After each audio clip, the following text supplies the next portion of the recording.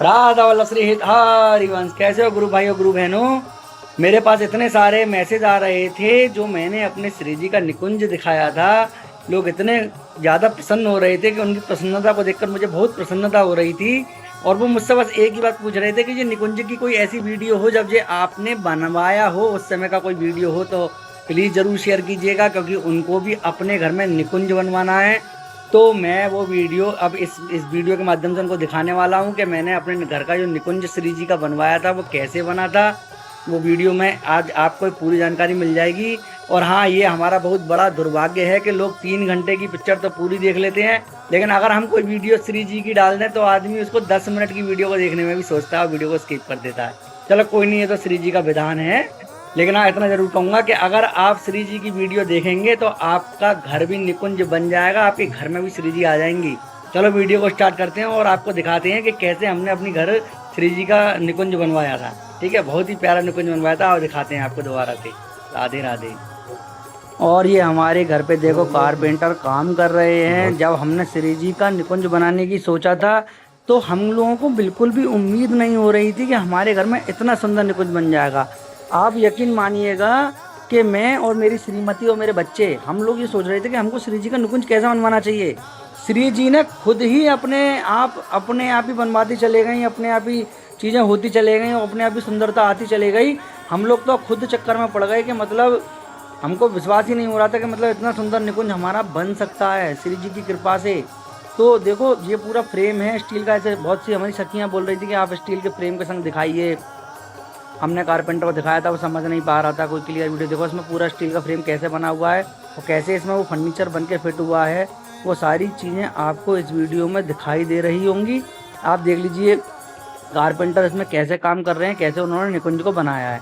पता है, हमने जब ये निकुंज बनवाया था तो उसकी फिर बहुत सारी कल्पना। आप देखो इसकी डेकोरेशन देखिए, ये हमारे घर के लोग इसकी डेकोरेशन कर रहे हैं। ये बन के चल हो चुका। अभी हमारा काम यहाँ से शुरू हो गया है परिवार के लोगों का कि भैया उन्होंने तो अपना काम कर दिया, अब निकुंज तो हम ही बनाएंगे ना।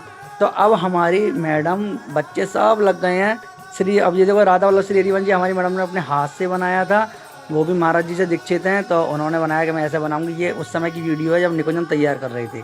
और फिर देखो ऐसे ऐसे करके हमने इनको तैयार करना शुरू करा, एक भव्य रूप दिया निकुंज को और कितना आनंद आ रहा था इसको देख के। अब देखो ऐसा बिल्कुल हमारा मंदिर बनकर रेडी हो गया। ठीक है, कितना सुंदर लग रहा है हमारा मंदिर। मतलब कल्पना करके ही नहीं बता सकते कि हमने सोचा भी नहीं था कि हमारे युगल सरकार इतने सुंदर लगेंगे इस मंदिर में बैठने के बाद में। हमारे जय जय, हमारा मतलब पूरा परिवार आज इस भक्ति का आनंद ले रहे हैं और घर में इतनी खुशियां आ गई हैं। देखो सखी, मैं आपको बताऊं कि घर में खुशियों का भंडारा हो गया है। यहाँ तक की स्थिति ये आ गई है कि पहले हमारे घर में आए दिन कोई ना कोई समस्याएं आती रहती थी, वो सारी समस्याएं दूर हो चुकी हैं। मतलब एकदम ऐसा चमत्कार हो गया घर के अंदर कि हम आपको बता ही नहीं सकते हैं। हम तो इस बात को खुद कह रहे हैं कि जिनके घर में भैया श्री जी की सेवा हो रही है, निकुंज बना हुआ है, लोग उनको हृदय से याद कर रहे हैं, वो अगर परेशान हैं तो उनसे कोई भूल हो रही है, आप सत्संग के माध्यम से सीखिए, आपको ज़रूर पता चलेगा। वरना ये तो इतनी कृपालु हैं कि कोई समस्या आ ही नहीं सकती है। अब देखो आप पूरे निकुंज को मेरे देखो हमने कितने अच्छे तैयार करा था। और पहले भी हमने वीडियो में आपको अपने निकुंज के दर्शन कराए हैं। श्री जी के निकुंज को हमने दिखाया कि कैसे कैसे सुंदर लग रहा है, कैसे कैसे हमने इसको बनवाया था। लेकिन बहुत सारी सखियों के फ़ोन आने के बाद में हमने फिर ये पूरा वीडियो बनाया है जिसमें हमारा निकुंज शुरू से लेकर एंड तक कैसे बना, क्या हुआ, वो सारी चीज़ें इसके अंदर आपको पता चल रही हैं। ठीक है, तो अब आपको निकुंज की पूरी चीज़ें पता चल चुकी हैं। हम लोग डेली इसमें आरती करते हैं, सारी सेवाएं करते हैं, वो सब यहीं बैठकर होता है। तो इसमें एक अलग ही आनंद।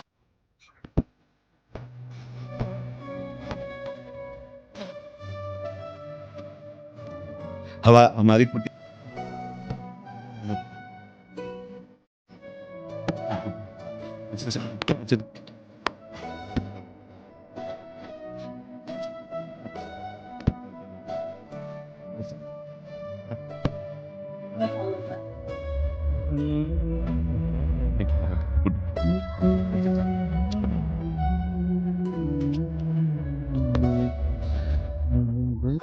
उम्मीद करता हूँ भाइयों आपको श्री जी के निकुंज का वीडियो देखकर बहुत ही आनंद आया होगा और आप भी अब अपने घर में श्री जी का निकुंज बनाने की तैयारी में लग जाएंगे।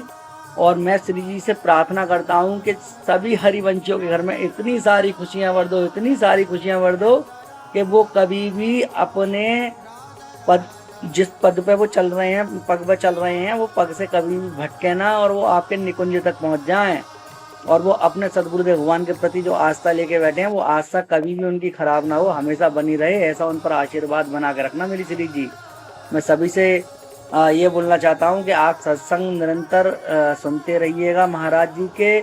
और वाणी से ही ज़्यादा अपराध होते हैं, क्योंकि हमने पहले भी कई बार चर्चा की है, क्योंकि हम भैया इतने बड़े साधक नहीं हैं, नीच हैं, अधम हैं, कुछ ना कुछ गलती हमसे हो जाती हैं गुस्से में, तो हमें सिर्फ अपनी वाणी पे कंट्रोल करना है, तो भक्ति की पहली सीढ़ी हम चढ़ जाएंगे आगे।